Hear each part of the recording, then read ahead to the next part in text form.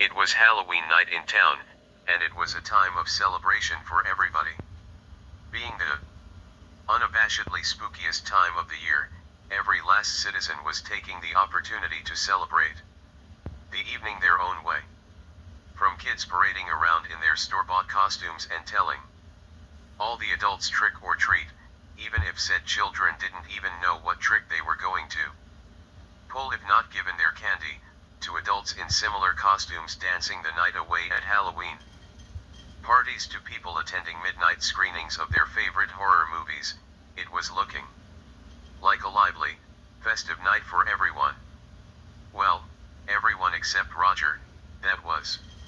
Indeed, the young man, instead of spending the time given to him to savor the glorious haunted holiday, he was simply lying about on the couch, watching television like he did every night. He found it too cold to go outside and do anything of real value, and furthermore, even if he didn't mind the cold much, he certainly wasn't in top form mentally. Everything was only becoming more stressful to him. Work was piling up with more hours, school was only getting more draining by the day, and finances weren't exactly in the green. It was at times like this, when only one thing could uplift his foul mood, a marathon of Bluey. The preschool show had amassed a wide adult following for its wistful portrayals of childhood, thoroughly wholesome vibes, and a tone that did not talk down to anyone, including its child audience.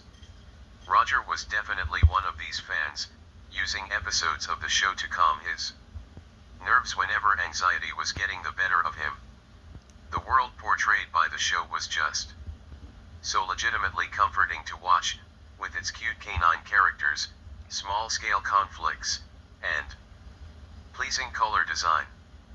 As the different episodes on Disney Plus automatically played one after another, he got a chance to view all his favorite episodes in succession.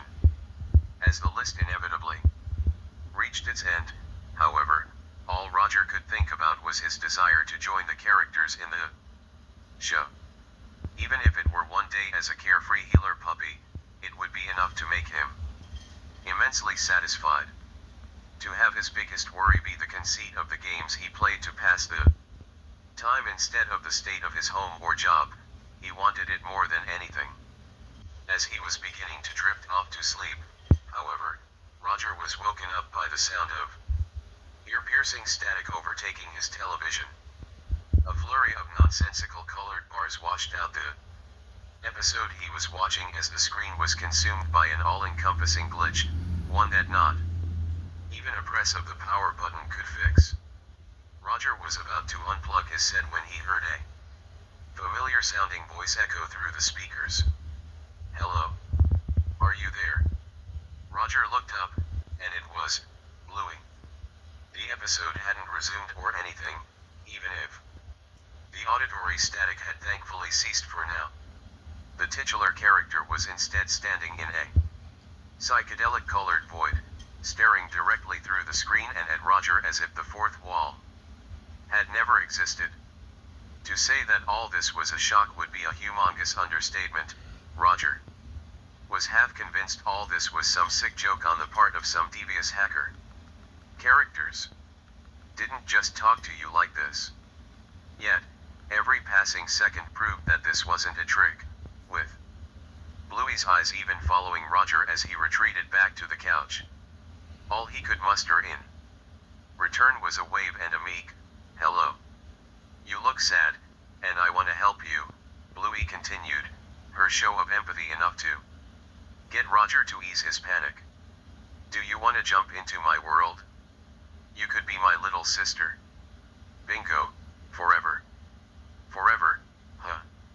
Even as Roger reflected on the lifetime he'd lived up until now, they didn't seem to amount to much when he was thinking about it. He had tons of trouble fitting in and making genuine connections, whatever family he had already passed, and there was a feeling that he wouldn't exactly be missed in the real world filling up his mind, and to be honest, that feeling was mutual. Deep within his heart, he knew his choice Absolutely. Roger walked to his television, his mouth curling into a smile for the first time that day. Bluey seemed equally ecstatic, her face beaming with excitement and her tail starting to wag as she reached out through the screen and lent a paw for Roger to jump in. With a single leap, Roger was inside the television, the display rippling like water as he departed from reality. Once he was fully settled, Bluey asked, "So let's play a game. What do you want to do first?" Roger put his hand to his chin as he mulled over any potential choices. The young healer's daily lives practically revolved around games, and picking just one proved difficult. "Oh, I know, how about some tag? You're it. Hee hee hee." Bluey poked Roger by the leg, and blissfully ran off into the distance, giggling in her childish way all the while. "Hey, no fair. Get back here." Roger played along, making chase to the blue healer through the colorful void, while his long legs and quick pace initially made catching up to her easy. Said legs were about to receive a heavy makeover. Slowly but surely, with each stride, Roger's legs were beginning to shorten. From 3/4 of their previous length to 1/2 to 1/4, his stance was gradually shrinking until he had shorter legs than Bluey's. It made trying to catch her all the more difficult, and his mindless running meant he wasn't being mindful of how his pajama pants were sagging on the ground, nor that he was involuntarily slipping out of his slippers. It was only an inevitability that Roger would trip face first onto the ground, and while he finally got to see his fully changed legs through his own eyes, the small, three-toed paws, light cream fur, and stubby appearance shining through, as well as a fluffy tail that was quickly tucking itself between his legs, all he could do was hold back the tears that were beginning to streak down his eyes. That fall had given him a massive boo-boo, and it hurt real bad. In reality, it wasn't even the biggest fall he'd taken in his life, but the childish part of his personality was beginning to crystallize, that part in every child that made everything that happened to them seem way more important than it actually was coming to the forefront. Bluey, looking back at the weeping Roger, soon ran back to check up on him. "Oh, did we go a bit too far?" "I'm sorry," Bluey said, her eyes welling up with guilt. "Do you want to play another game now?" Sniff. "Yes," Roger replied, wiping his eyes. "How about we play hospital? That way, you'll feel all better." "Sure," Roger said with a smile. Admittedly, the part of Bingo's personality that went along with whatever her sister told momentarily influenced her response. Bluey then mimed holding up a stethoscope before clearing her throat. "Hello, I'm Dr. Healer, and I'm here to check up on you." She brought this invisible stethoscope to Roger's chest region. MHM. A little fast, but still good.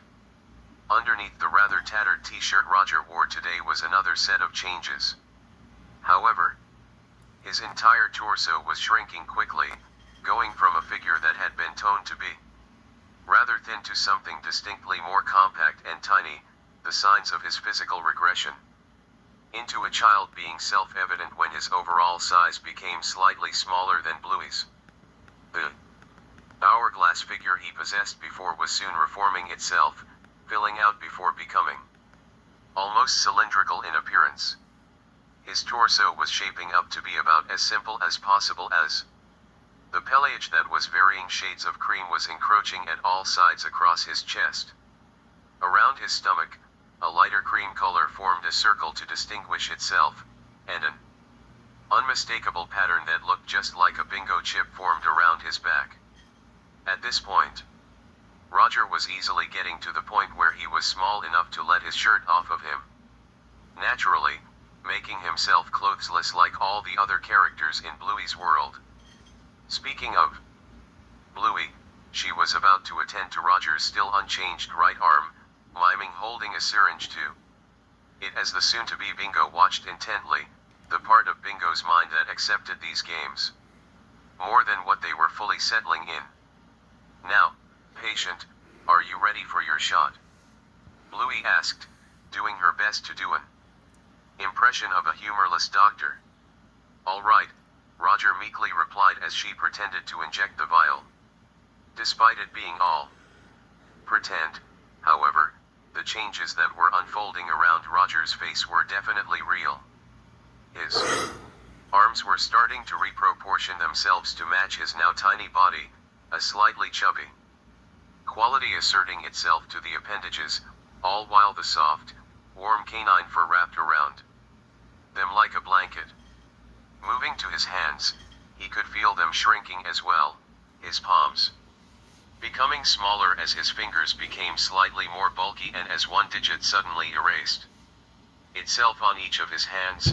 Thankfully, his thumbs were still remaining, leaving his head the only part of him that was not changed yet. Very good so far. I think all we need is a bit more checking up to do and you'll be all better, patient. She tried to reassure her future sister as she began work to transform his face. Now, open wide and say ah, she pretended to hold up a popsicle stick to check Roger's mouth, to which he gladly cooperated. Along the way, a canine muzzle was growing near the bottom of his face, which pushed out decently far as his mouth was widening to accompany this new facial feature, and his nose was becoming a black, slightly wet bit of cartilage at the end of it. Meanwhile, the changes were spreading elsewhere on his face, widening his neck to fully merge his head and torso, all while the light cream fur was continuing to make its mark across his head. Bluey then took the opportunity to hold up an invisible device to check up on each of the future Bingo's eyes, enlarging them to have a certain bright, cute quality. Even her eyebrows were starting to cartoonishly drift off of her face, matching the stylized anatomy of all of the dog people that lived in this world. As Bluey concluded her checkup, she monitored Roger's ears as they moved to the top of his head and gained the same pointed shape that Bluey's own ears had. As the fur completed its conquest of Roger's head, all the long, brown locks that he previously had soon fell to the ground, completing her transformation into Bluey's new younger sister. I think my operation was a complete success. Want to play some keepy uppy? Bluey offered, producing a balloon seemingly from out of nowhere. Yes. I'm good at keepy uppy. Bingo exuberantly replied as the two started their next play session. Before long, Bluey opened a door out of the multicolored void, one that led to the inside of the healer household, thereby fully cementing Bingo's new life as the worries from her mind were still there, albeit starting to drift into her subconscious as her playful puppy energy took over. As the days flew by, Bluey's promise that Bingo would be here permanently rang true as she began to enjoy her life as the 5-year-old healer wholeheartedly. From her close sisterly bond with Bluey to the feeling of having such welcoming, positive parental figures in Bandit and Chili to fall back on whenever she was sad, or even the camaraderie of her other best friend Lila. Bingo had finally found her place in the world. Even if it wasn't her own, it didn't make her any less happy.